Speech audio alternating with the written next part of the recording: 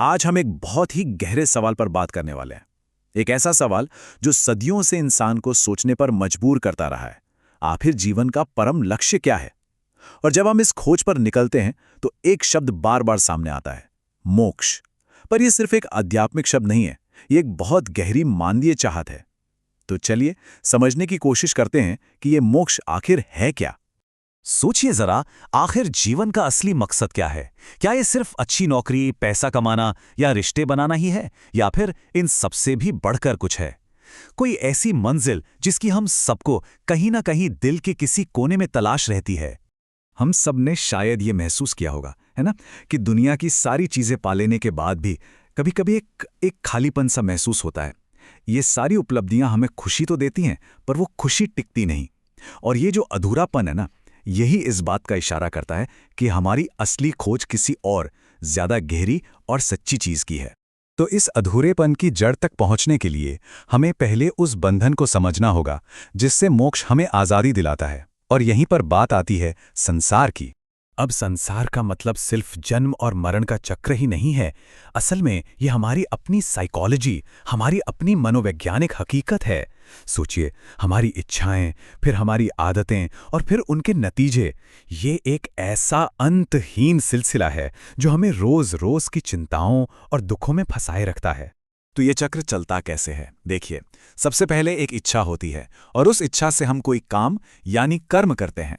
फिर हर कर्म का अपना एक नतीजा होता है और वही नतीजा हमारे अगले जन्म की वजह बनता है। और बस दुख का ये पहिया घूमता ही रहता है, घूमता ही रहता है। तो फिर सबसे बड़ा सवाल यह है कि क्या इस चक्र को कभी तोड़ा भी जा सकता है? और जानते हैं, इसी बड़े सवाल का जवाब है मोक्ष।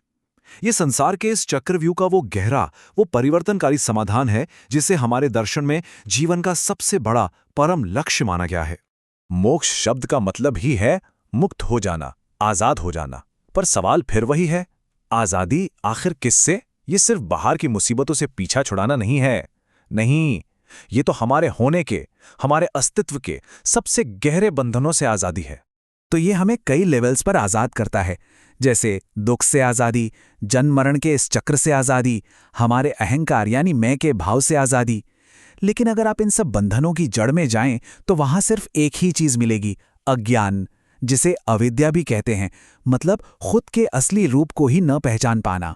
यहां एक बहुत दिलचस्प बात है, मंजिल तो एक ही है, मोक्ष, लेकिन अलग अलग दर्शनों में इस मंजिल तक पहुंचने के रास्ते और इसको समझने के तरीके दोनों ही अलग अलग हैं।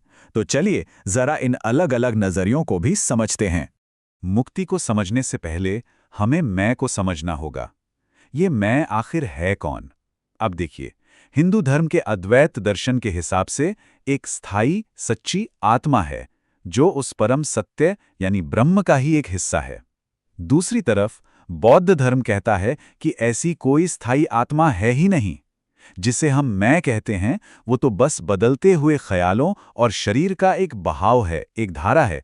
और ये एक बहुत बड़ा एक बुनियादी फर्क है। तो ये तीनों परंपराएं मुक्ति को बहुत अलग अलग तरह से देखती हैं। जैसे हिंदू धर्म में मानते हैं कि हमारे बंधन की वजह है अज्ञान और इससे मुक्ति मिलती है सही ज्ञान से। बौद्ध धर्म में बंधन का कारण तृष्णा यानी एक तरह की चाहत को माना गया है और जब ये चाहत खत्म हो जाती है तो वही निर्वाण है। और जैन धर्म में ये माना जाता है कि कर्म के बहुत सूक्ष्म कण होते हैं जो आत्मा से चिपक जाते हैं। जब आत्मा इन कणों से पूरी तरह आजाद हो जाती है तो उसे कैवल्य कहते हैं। अच्छा, इतनी बातें तो हो गईं कि मोक्ष क्या है, पर यह जानना भी उतना ही जरूरी है कि मोक्ष क्या नहीं है, क्योंकि इसको लेकर ना बहुत सारी गलतफहमियां हैं। पहली बात, मोक्ष का मतलब स्वर्ग जाना नहीं है। क्यों? क्योंकि स्वर्ग भी टेम्पररी है, वो भी संसार के चक्र का ही एक हिस्सा है। दूसरी बात, ये दुनिया छोड़कर भाग जाना भी नहीं है, बल्कि दुनिया में रहते हुए ही उससे बिना चिपके जीना है। और हाँ, ये सिर्फ साधु संतों या सन्यासियों के लिए नहीं है, ये हर एक इंसान के लिए एक संभावना है। तो फिर सवाल उठता है कि एक मुक्त इंसान, एक लिबरेटेड इंसान का जीवन दिखता कैसा है? क्या ये सिर्फ किताबों की बातें हैं या इसे सच में इसी जिंदगी में जिया जा सकता है? चलिए देखते हैं। हमारे दर्शन में ना एक बहुत ही खूबसूरत कॉन्सेप्ट है, जीवन मुक्त। इसका मतलब है वो इंसान जो जीते जी मुक्त हो गया हो, इसी शरीर में, इसी दुनिया में रहते हुए जो आज़ादी को महसूस कर रहा हो। ये बात मोक्ष को मरने के बाद मिलने वाली किसी चीज से हटाकर यहीं इसी पल की एक जिंदा हकीकत बना देती है। तो ऐसे जीवनमुक्त इंसान की सबसे बड़ी पहचान क्या है? वो है समता, यानी एक ऐसा ठहराव जहां मन जीवन के उतार चढ़ाव से परेशान नहीं होता। चाहे सुख आए या दुख, सफलता मिले या असफलता, मन एक गहरी शांति में टिका रहता है। बाहर चाहे जो भी तूफान हो, उनके अंदर एक गहरी शांति होती है। हर जीव के लिए करुणा होती है। वो अहंकार और किसी भी तरह के लगाव से पूरी तरह आजाद होते हैं। मजे की बात यह है कि वो दुनिया में सारे काम करते हैं, लेकिन मैं कर रहा हूं वाला भाव नहीं होता। उनकी जिंदगी बस ज्ञान और प्रेम की एक नदी की तरह सहज बहती रहती है। अब आप सोच रहे होंगे कि ये सब तो पुरानी बातें हैं। आज के इस मॉडर्न जिंदगी में इस सब का क्या काम? क्या आज भी ये बातें उतनी ही रेलेवेंट हैं? आज की दुनिया को देखिए, स्ट्रेस, एंग्जाइटी, बर्नआउट, ये सब कितना आम हो गया है। ऐसे में मोक्ष का मतलब है मन की आज़ादी, अपने ही ख्यालों और इमोशंस का गुलाम न बनना। ये अपने अंदर शांति का एक ऐसा कोना बनाने जैसा है, एक ऐसी जगह जहां बाहर का कोई भी शोर आपको परेशान न कर पाए। और इस पूरी यात्रा का जो सार है, जो सबसे गहरी समझ है, वो ये है कि हम अपने विचार नहीं हैं, हम अपनी भावनाएं नहीं हैं, हम अपनी पहचान भी नहीं हैं। हम तो वो चेतना हैं, वो जागरूकता हैं जो इन सबको बस आते और जाते हुए देखती है, एक खामोश साक्षी। और ये एहसास हो जाना, ये अपनी पहचान में एक क्रांतिकारी बदलाव है। तो आखिर में ये सारी बातचीत एक बहुत ही पर्सनल सवाल पर आकर ठहर जाती है। आज़ादी तो हम सबको चाहिए, लेकिन वो कौन सी असली आज़ादी है जिसकी हमें सच में तलाश है?